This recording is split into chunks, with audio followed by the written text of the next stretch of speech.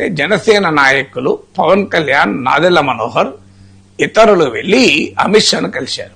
నాకున్న highly place sources చెప్తున్నా. అమిత్ షాను కలిసి మనం జగన్ ను లోపలయ్యాలి, జగన్ ను మా వాళ్ళు ఒత్తిడి తెస్తున్నారంటే అమిత్ షా చెప్పింది ఏంటంటే రాజకీయాల్లో ఇన్స్టాంట్ ఫ్రెండ్ ఉంటాడు, లాంగ్ టర్మ్ ఫ్రెండ్ ఉంటాడు. Telugu Desam instant friend, Jagan long term friend. Chandrababu నాయుడుకు ఆయన అంటే శత్రుత్వం ఉండొచ్చు, మనకెందుకు ఉండాలి? మీకు కూడా మంచి చెప్తున్నాను.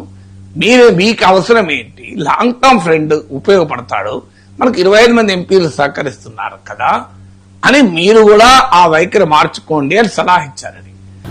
అంటే ప్రొఫెసర్ నాగేశ్వరరావు గారి పైన నాకు చాలా గౌరవం ఉందండి. అంటే నేను సభాపతిగా ఉన్నప్పుడు ఆయన శాసన మండలి సభ్యులుగా ఉన్నారు, చాలా సీనియర్ ఆయన. ఎందుకు ఆ విధంగా మాట్లాడారో మన నాకు తెలియదు, ఎవరు మాట్లాడారో కూడా తెలియదు. అది పూర్తిగా అవాస్తవం. అది దయచేసి ఆయన ఉపసంహరించుకోవాలి. అది కరెక్ట్ కదా ఇన్ఫర్మేషన్. ఎందుకంటే జనసేన పార్టీ ఎప్పుడు కూడా ఆంధ్రప్రదేశ్ రాష్ట్ర ప్రజలు బాగుండాలి, ఎన్డీఏ కూటమిలో మా బాధ్యత, కూటమి మరింత బలోపేతం అవ్వాలని పవన్ కళ్యాణ్ గారు ఎప్పుడు కూడా అహర్నిశలు కృషి చేస్తూ ఉంటారు. ఇతర పార్టీల గురించి మేము వెళ్ళి చర్చించాల్సిన అవసరం అసలు లేదు. ఆ సంభాషణ అసలు ఏనాడు కూడా జరగలేదు. అది చాలా పొరపాటు. అది నాగేశ్వరరావు డెఫినెట్గా విత్డ్రా చేసుకోవాలని భావిస్తాను. ఎన్నో వీడియోస్, మీ వీడియోస్ అన్నింటినీ చూస్తుంటాను, ప్రతి వీడియోస్ని చూస్తుంటాను. అంటే ఒక వార్ గురించి మాట్లాడినా, లేకపోతే ఒక సైన్స్ అండ్ టెక్నాలజీ గురించి మాట్లాడినా, పెట్రోల్ ధరల గురించి మాట్లాడినా, లేకపోతే డాలర్ గురించి మాట్లాడినా, అండ్ నేషనల్ పాలిటిక్స్ గురించి మాట్లాడినా, జియో పాలిటిక్స్ గురించి మాట్లాడినా, సైకలాజికల్గా ఒక మనిషి ఎంత ఎదిగినా ఒదిగి ఉండటం ఎంత ఇంపార్టెంట్ అన్న విషయం వరకు అన్ని వీడియోస్ని నేను చూసి ఫాలో అవుతుంటాను. ఎందుకు ఇవన్నీ చూసి మిమ్మల్ని ఫాలో అవుతున్నాం అంటే చాలా కరెక్ట్ ఇన్ఫర్మేషన్తో మాట్లాడతారు, వెరిఫైడ్ డేటాతో మాట్లాడతారు, చాలా ప్రజలకి అందరికీ అర్థమయ్యేలాగా సింపుల్ భాషలో చెప్తారు, ఎక్స్ప్లెయిన్ చేస్తారన్న దాని గురించి ఎవరు ఏ స్థాయికి వెళ్ళినా మీ వీడియోస్ చూసి ఫాలో అవుతుంటారు.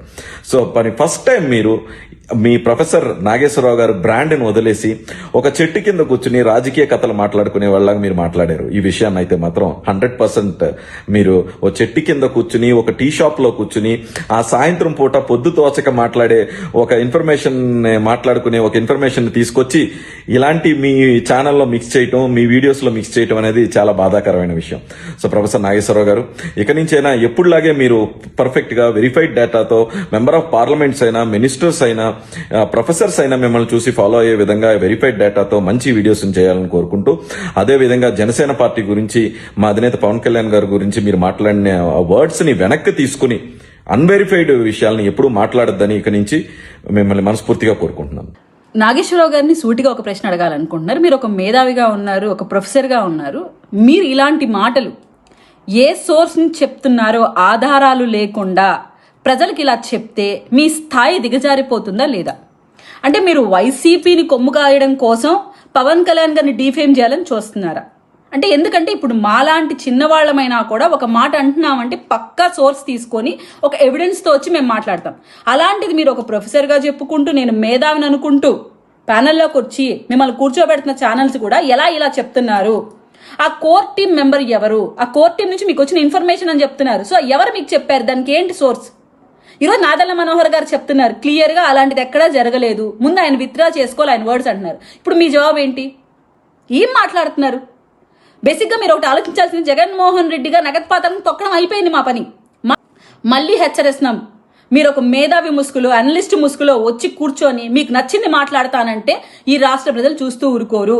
దయచేసి మీరు ఒక మాట మాట్లాడేటప్పుడు, ఎస్పెషల్లీ పవన్ కళ్యాణ్ గారి పైన కానీ, జనసేన పార్టీ పైన కానీ మీ దగ్గర ఉన్న ఆధారాలు పెట్టుకొని డైరెక్ట్గా వచ్చి కూర్చొని మాట్లాడండి. ఏదోటి ఫేక్ ప్రాపగాండా చేసేస్తాను, నేను లైమ్ లైట్లో ఉంటాను ఒక 2-3 డేస్ కోసం అంటే జనసేన పార్టీ కానీ, జనసేన కార్యవర్గం కానీ చూస్తూ ఊరుకోదు. దయచేసి ఇది హెచ్చరికగా భావించండి. పవన్ కళ్యాణ్ అనే వ్యక్తి ఆయన నిస్వార్థంగా రాష్ట్రం కోసం పనిచేస్తున్నారు. ప్రజల ఆమోదంతో ఈరోజు డిప్యూటీ సీఎం హోదాలో ఆయన కూర్చొని ఉన్నారు. స్టిల్ నో ప్రజల కోసమే రాష్ట్రంలో అన్ని కార్యక్రమాలు ముందుంటూ తనకిచ్చిన శాఖల్ని ఈరోజు అందరూ మెచ్చుకునే స్థాయిలో పెట్టి ఉన్నారు. దాని గురించి మాట్లాడిన వీలైతే కానీ జగన్మోహన్ రెడ్డి గారి కోసం మీరు ఇండైరెక్ట్ వేలో సపోర్ట్ చేసుకుంటూ వాళ్ళ పార్టీ గూడిగం చేయడం కోసం పవన్ కళ్యాణ్ గారి పైన విషం చిమ్మకండి. నువ్వు ప్రొఫెసర్వా, పామరుడివా, చదువుకున్నావు కదా, ఒక ప్రొఫెసర్వే కదా, నీకు నీతి, న్యాయం, ధర్మం ఉండవా? ఇంత నీచాతి నీచంగా మాట్లాడుతున్నావు పవన్ కళ్యాణ్ గారి గురించి. పవన్ కళ్యాణ్ గారు నీకేం ద్రోహం చేశారా? ఎందుకు ఇలా తయారయ్యావు? డబ్బులు శాశ్వతమా?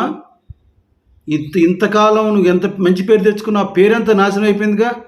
నువ్వు ఒక దరిద్రుడివి, నిషదరిద్రుడివి, డబ్బులకు అమ్ముడుపోయే కుక్కవి, గజ్జి కుక్కవి, పిచ్చి కుక్క అయిపోయావుగా.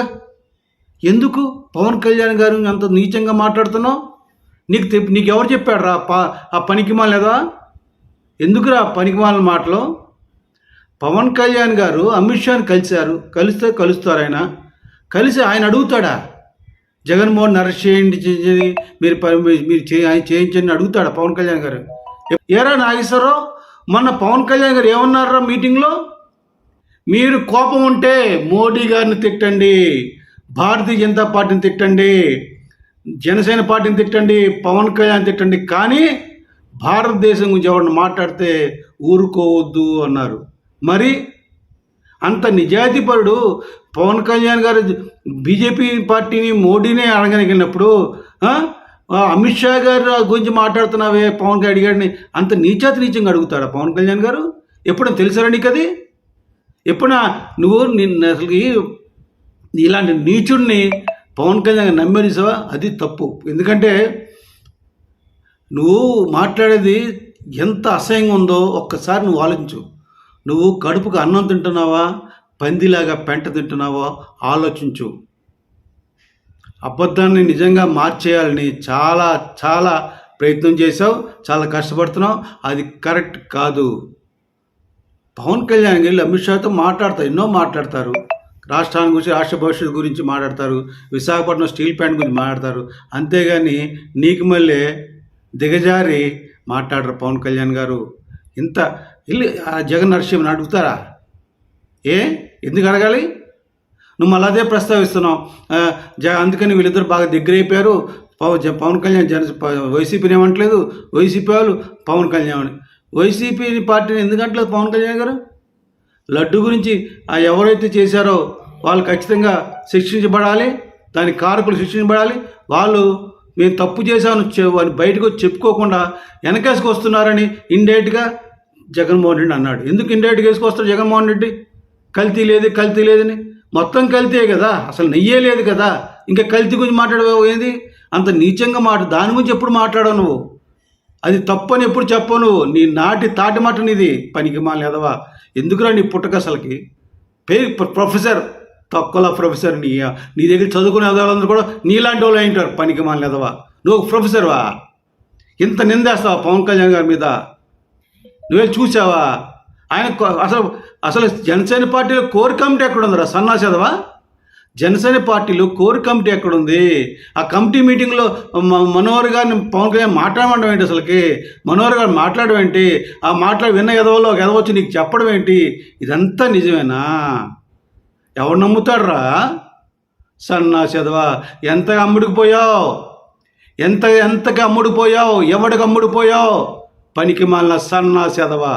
ఇలాంటి సన్నాసులు ఉండబట్టే భారతదేశంలో రోజు రోజుకి నిజాయితీ తగ్గిపోతుంది, విలువలు తగ్గిపోతున్నాయి, ప్రజలు చాలా ఇబ్బందులు పడుతున్నారు ఇలాంటి దుర్మార్గుల వలన అని ఈ వీడియో ద్వారా తెలుగు ప్రజలకు, భారత ప్రజలకు, ప్రతి ఒక్కరికి పేరున తెలియజేస్తున్నాను. ఇటువంటి నీచమైన వ్యక్తులు చదువుకొని కూడా, ప్రొఫెసర్ని కూడా ఒక పామరులాగా, గొర్రెల కాపరులా కన్నా హీనంగా బిహేవ్ చేస్తున్న ఇటువంటి పనికిమాలిన వ్యక్తుల గురించి మీకు తెలియజేస్తున్నాను.